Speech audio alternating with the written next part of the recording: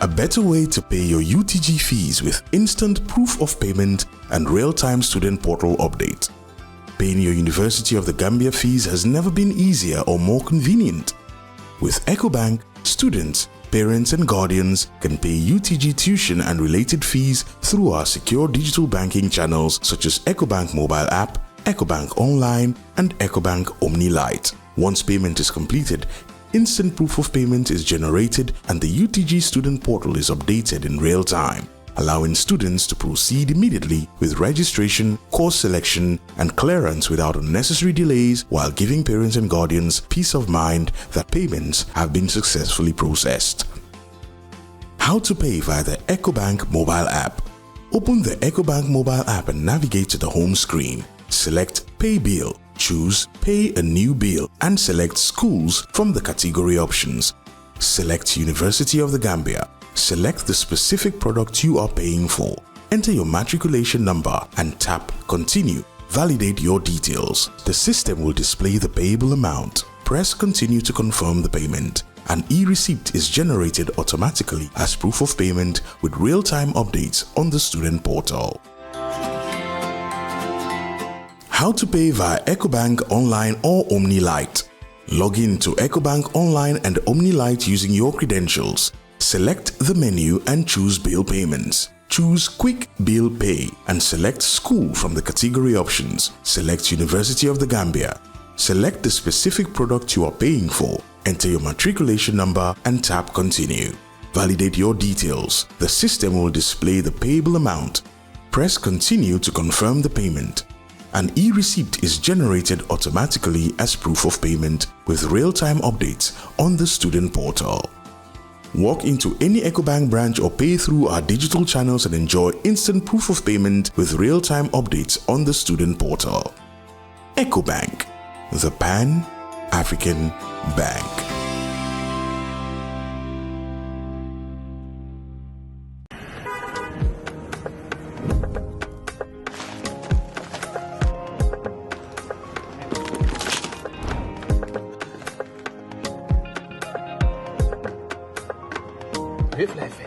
Santa Yala.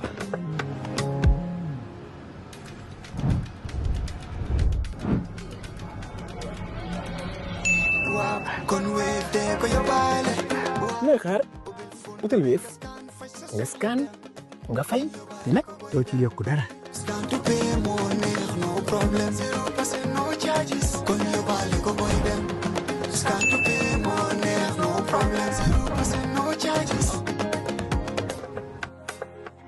Jah Oil Company stands tall as a trusted name in energy, keeping the Gambia moving with service stations across the country and a commitment to innovation and reliability. In Farafenni, Jah Group is reshaping our industrial landscape. The Jah Oil Cement Factory can produce up to 100,000 bags a day, reducing imports, creating jobs, and building a stronger Gambia brick by brick. And in the heart of the Central River region, Jah Farming Initiative is cultivating food security. With thousands of hectares under development and modern irrigation, Jah Farming is turning the Gambia's soil into abundance. Jah Group is more than a company. It is a vision of self-sufficiency, resilience, and progress. The Jah Group of companies, investing in industry, agriculture, and energy, building the Gambia's future today. Now let's talk about security sector reform. It remains one of the most critical pillars of the Gambia's democratic transition. And recently, the CSO Coalition on Security Sector Reform, working alongside the Office of National Security, the UNDP, the National Human Rights Commission, and the National Council for Civic Education, toured communities across the country to raise awareness and engage citizens on the importance of reforming the security services. Joining us now on Coffee Time is Sait Matty, Executive Director of the Center for Research and Policy Development, CRPD, appearing on behalf of the CSO Coalition on Security Sector Reform. He'll share some insights on the nationwide sensitization tour. Sait, always good to have you here. Thank you for having me, Uncle Peter. It's always a pleasure to be here. Usually when you start a program and you mention Sait Matty Jaw, I am sure those in authority always like to listen. Ana lumo wahati. What kind of relationship do you have with the government? I mean, I think it's a very good relationship. Relationship that is based on, for me, my interest is the state. Mm-hmm. I want the continuity of the state. I want the state, so that tomorrow when I retire, I'll be here. Yeah. So I have to work, with them in close relationship. And I think it has been a really great relationship. Sometimes I just go walk into their office. Oh, really? Sometimes you look at, as an advocate, you look at what is the easiest way to, reach your point, and sometimes I do that, and Fantastic. it has been really good. Fantastic. Yeah. And you access information whenever you want it. Well, not all the time, because sometimes there are challenges, but mostly in terms of the work we do, they're very open to that, because of course we also see that SSR is not a very controversial issue, so those are things that we also rely on, and it has been really, really great, I would say. Okay, well, since you've led us down the SSR route, let's talk about, the tour. Yeah. What were the main objectives? Yeah, basically, the main objective was to raise awareness and to sensitize communities about security sector reform. But even before the tour, the UNDP, with funding from the Peace Building Fund, decided to commission a study for us to do a study in terms of looking at what citizens are saying about the security sector reform. And one of the findings we saw was that there was a, gap in terms of citizens' understanding of what SSR is supposed to be, or what has been done. So based on that, they also decided to go across the country to sensitize people, meeting chiefs, traditional leaders, community members, so that we can dialogue in some sort of a way. So it was more of a sensitization, but also to collect, some of the concerns the communities also have in terms of the reform process. But of course, everyday security concerns that they also have. Okay, so let's talk about people's understanding of SSR. Mm-hmm. Yeah, so a lot, when you ask them whether they understand security sector reform, a lot of people will say no. But when you start discussing about, whether security before the 22 years ago and now is the same, they say completely different stuff. That the way the security, before there used to be that mass human rights violation, and now you don't see those kind of stuff. But also people will say the reform is slow, because we also realize that reform start with the institution before it reach the experience of the everyday citizens. So if security institutions are not well reformed, then citizens might not experience the new form of thinking that the security direction wants to take. So those are some of the issues that the communities. But of course, based on the engagement, then when you discuss, then you realize that okay, they are aware, they are paying attention to some of these issues, and that was good. So understanding is not as deep as it should be. Yes. At this point. Yes. And it is mostly with men. Okay. Men are more even though it's lower still, but they're likely to understand more what the reform is about compared to women. But also more in the urban area compared to. Why is that so? Is that because, women generally rely on men for their security, so they don't have to worry? Well, sometimes that's one of the conversations because I was asking women, why, are you not paying attention to this? Because they said we have the men. Some of them will say that. But don't count on me. But also, they also the ones that feel more insecure. But of course, there are those things that are there. But of course, you also have the rural community, because they are very far and usually far from information. Sometimes they feel like they are not part of the country because of they've been so that kind of distance is also there, and so they don't get the information like people get it here. But also you have people that are more educated, tend to have more understanding of what this reform is compared to those that have not been. So we kind of see those elements there. So what about the concerns? What were some of the concerns, brought forward by some of the people we interacted with? Yeah, so there are different concerns across the country. So in Banjul, which was the last place, they were more concerned about fire safety and all those different issues, because that was dominated the conversation.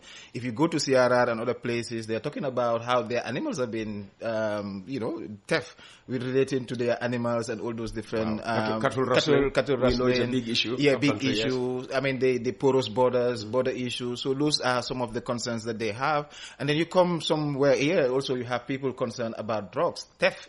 I mean, I think based on our survey, almost 60% of the issues that communities raise were either theft, burglary, or drug selling and drug use. But also we are seeing the issue of youth gangs coming up or being part of the whole community concerns now in terms of security sector reform. Then you go as far as Basse. People were complaining about access to ID card services. Those are the things so that's why we say that security sector reform must be tailored to the regional realities, the community realities, so that people can also have an understanding of what the issues are and, of course, in terms of what their demands are as well. On the issue of ID cards and maybe passport and whatever, few people would associate that with, national security risk. Yeah. But I see where you're coming from. Because if the wrong people have our documents, I mean, they could take part in our elections, for instance. Oh, yes. And give us an outcome that does not reflect, the will of the people. That I can understand. Mm-hmm. But on the issue of cattle rustling and all of that, we don't need a security sector reform to get that sorted. You have the police, you have the army, you have, other, security apparatus, yes. Yeah, but the issue is also, part of the reform agenda is also about how do we give them the tools, the necessary tools, the vehicles, the mobility issues, the resources that they need to be able to do that, to be able to do those kind of work. In some communities, people complain that we need to provide more resources to the security service so that they can be more present, so that they can see them more.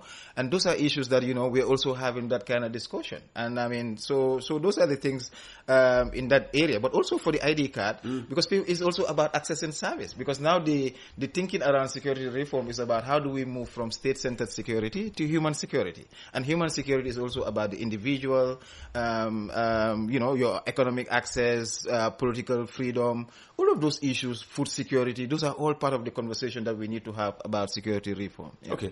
So, I mean, you toured the country, engaged with citizens at grassroots level, not just to raise their awareness levels of the security sector reform, but hopefully to also involve them in the process. So why is it important for ordinary citizens to be part of the reform process? Yeah, as civil society organizations, we believe that everybody should be involved, because security is not just the people in uniform. Is our everyday need. It's like a service that everybody should receive, and people receive that. You see the police on the highway, you see the military doing their work, and so they have to engage and interact with the public, but they also have to, how do we create this issue of trust between the communities and the citizens? Because sometimes you hear that, in sometimes trust. And even in fact, our survey also shows that from the more you leave this place going up country, there is less trust in the greater Banjul area compared to up country. Okay. And so police, the police is trusted more up country than it is. Yeah. Or mostly most security institution. And sometimes I ask the community, because the surveys can only point you, but when I get to the community, I ask, why is it that the people in URR, for instance, trust the security more than the people in KMC?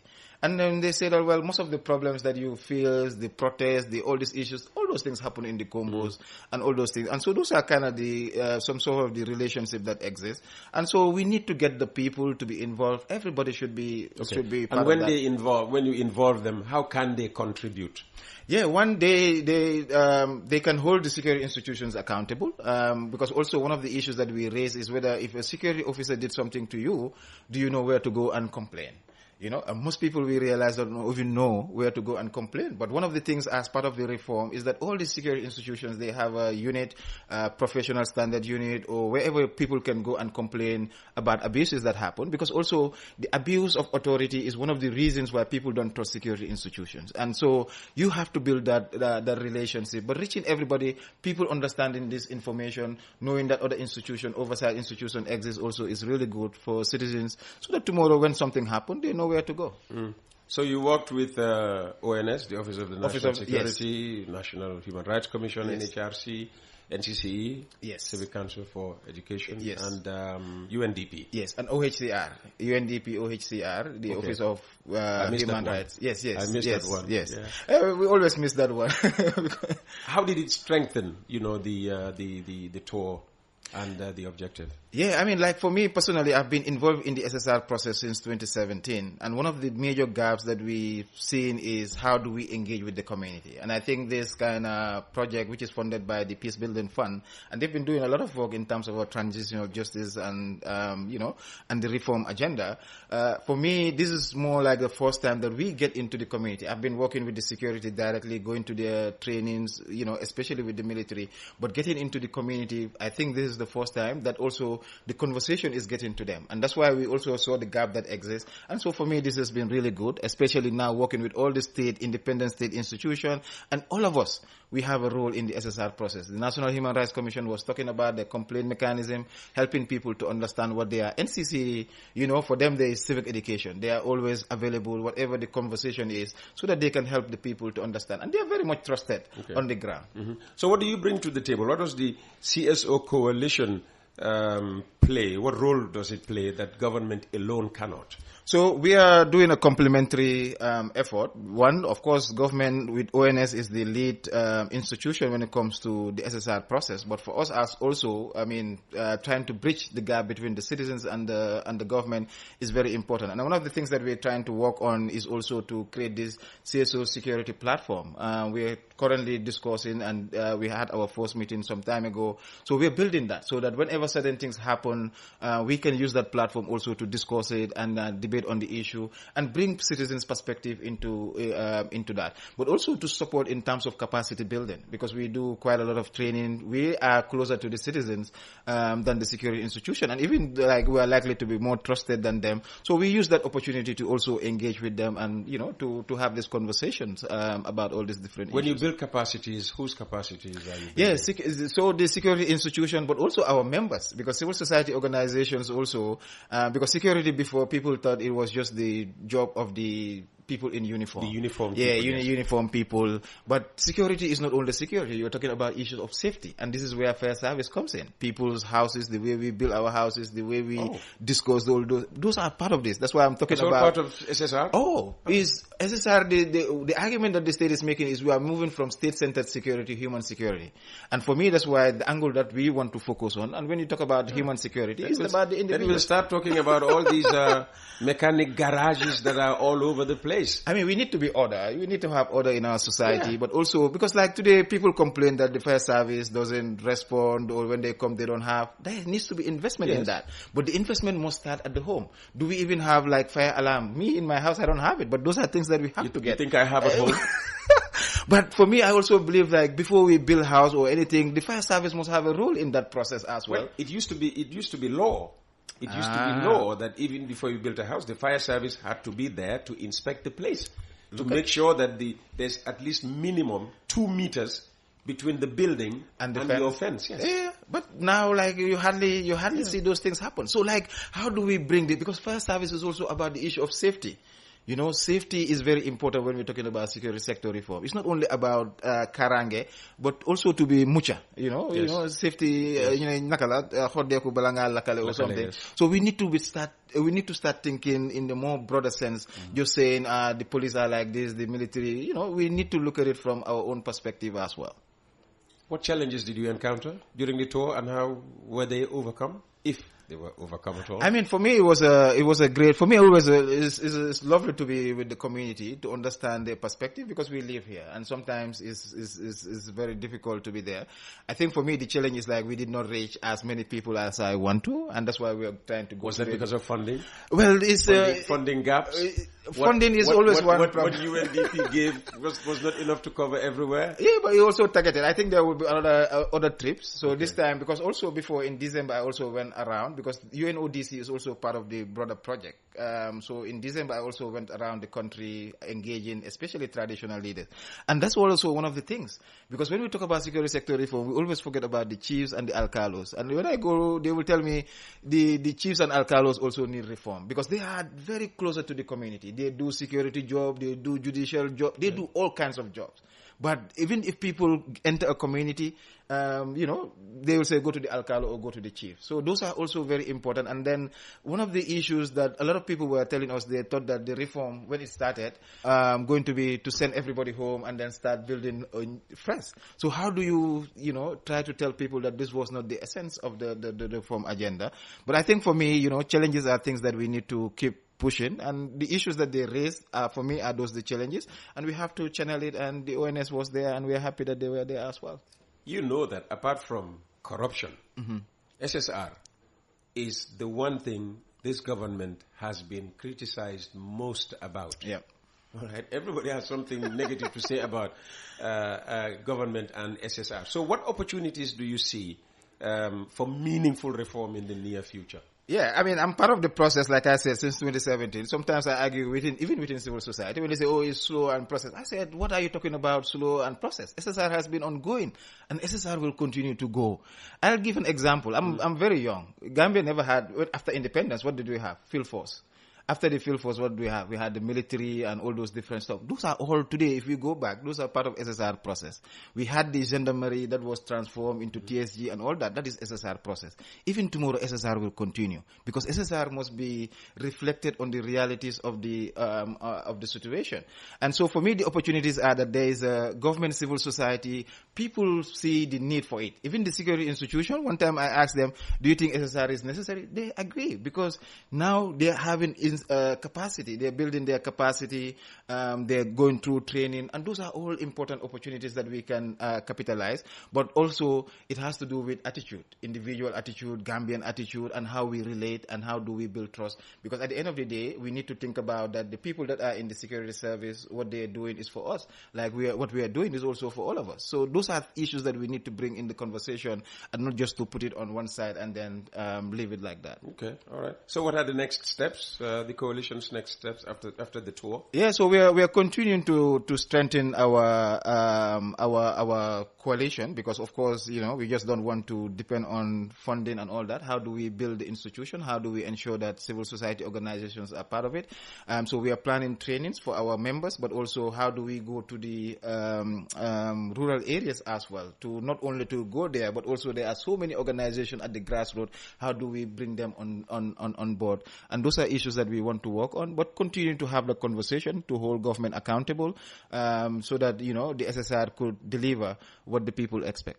And just finally, what message would you like to leave with Gambians about the importance of security sector reform? Well, it is our reform. If the security works, it works for us. If the issue of safety is about us, but also let's start thinking about security, that it starts from us, but not only security in terms of the people in uniform, but also the human aspect. How do we ensure that this country is food secure, for instance? How do we ensure people get access to health? Those are the most important element of security, because when everybody get jobs and all those things, there will be less problems of theft. Absolutely. Which is because we're one of the biggest security concerns that people have. Absolutely. Yeah. Sait, thank you so very much for coming. Thank you for having me. Many thanks to Sait Matty for sharing insights on the nationwide sensitization tour and the ongoing push for security sector reform. A better way to pay your UTG fees with instant proof of payment and real-time student portal update. Paying your University of the Gambia fees has never been easier or more convenient. With Ecobank, students, parents and guardians can pay UTG tuition and related fees through our secure digital banking channels such as Ecobank mobile app, Ecobank online and Ecobank Omni Lite. Once payment is completed, instant proof of payment is generated and the UTG student portal is updated in real time, allowing students to proceed immediately with registration, course selection, and clearance without unnecessary delays, while giving parents and guardians peace of mind that payments have been successfully processed. How to pay via the Ecobank mobile app. Open the Ecobank mobile app and navigate to the home screen. Select Pay Bill, choose Pay a New Bill, and select Schools from the category options. Select University of the Gambia. Select the specific product you are paying for.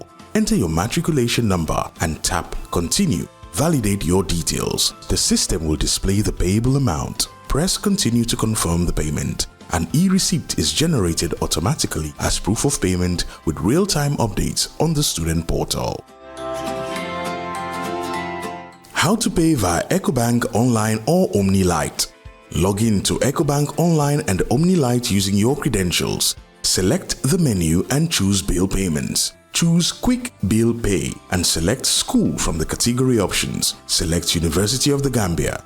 Select the specific product you are paying for. Enter your matriculation number and tap Continue. Validate your details. The system will display the payable amount. Press Continue to confirm the payment. An e-receipt is generated automatically as proof of payment with real-time updates on the student portal.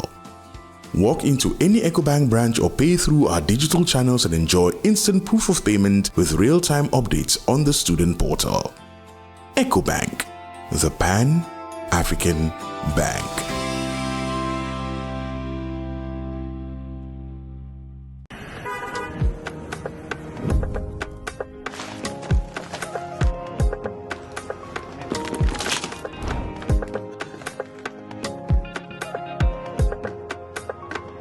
Wépp lay fay.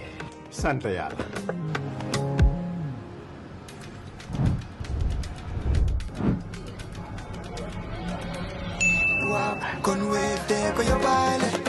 looy xaar utal Wave nga scan nga fay nag doo ci yokku dara.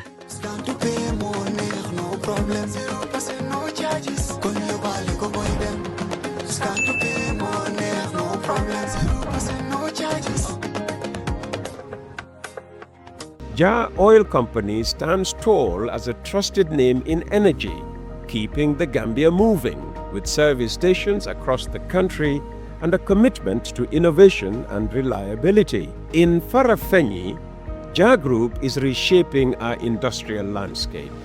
The Jah Oil Cement Factory can produce up to 100,000 bags a day, reducing imports, creating jobs, and building a stronger Gambia brick by brick. And in the heart of the Central River region, Jah Farming Initiative is cultivating food security.